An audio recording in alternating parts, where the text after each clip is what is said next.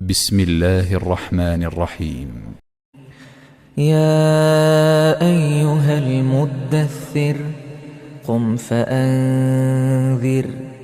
وربك فكبر وثيابك فطهر والرجز فاهجر ولا تمنن تستكثر ولربك فاصبر فإذا نقر في الناقور فذلك يومئذ يوم عسير على الكافرين غير يسير ذرني ومن خلقت وحيدا وجعلت له مالا ممدودا وبنين شهودا ومهدت له تمهيدا ثم يطمع أن أزيد كلا إنه كان لآياتنا عنيدا سأرهقه صعودا إنه فكر وقدر فقتل كيف قدر ثم قتل كيف قدر ثم نظر ثم عبس وبسر ثم أدبر واستكبر فقال إن هذا إلا سحر يؤثر إن هذا إلا قول البشر سأصليه سقر وما أدراك ما سقر لا تبقي ولا تذر لواحة للبشر عليها 19 وما جعلنا أصحاب النار إلا ملائكة وما جعلنا عدتهم إلا فتنة للذين كفروا ليستيقن الذين أوتوا الكتاب ويزداد الذين آمنوا إيمانا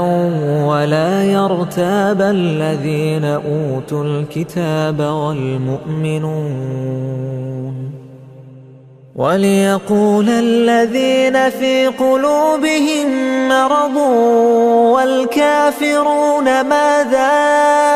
أراد الله بهذا مثلا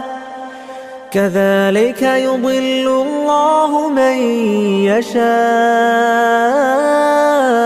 ويهدي من يشاء وما يعلم جنود ربك إلا هو وما هي إلا ذكرى للبشر كلا والقمر والليل إذ أدبر والصبح إذا أسفر إنها لإحدى الكبر نذيرا للبشر لمن شاء منكم أن يتقدم أو يتأخر كل نفس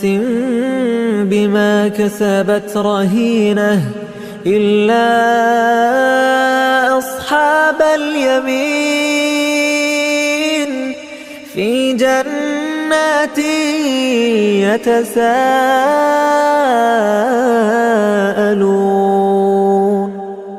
عن المجرمين ما سلككم في سقر قالوا لم نك من المصلين ولم نك نطعم المسكين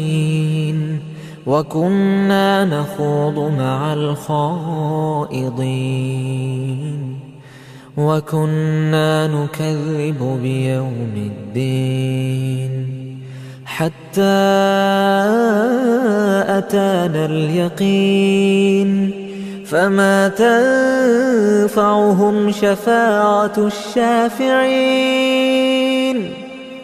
فما لهم عن التذكرة معرضين كأنهم حمر مستنفرة فرت من قسورة بل يريد كل امرئ منهم أن يؤتى صحفا منشرة كلا بل لا يخافون الآخرة كلا إنه تذكرة فمن شاء ذكره وما يذكرون إلا أن يشاء الله هو أهل التقوى وأهل المغفرة. يا أيها الذين آمنوا صلوا عليه وسلموا تسليما